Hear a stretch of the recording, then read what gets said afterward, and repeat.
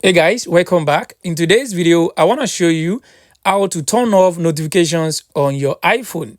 To turn off notifications on your iPhone, the first thing you want to do, you want to go to the settings on your iPhone. So let's go to settings on my iPhone. Once you open up the settings on your iPhone, I want you to scroll down and tap on notifications. So let's tap on notifications on here. So once you tap on notifications, I want you to scroll down, then you want to select any app you want. Let's say we want to turn off the notification for this Bybit app. I'll just tap on Bybit.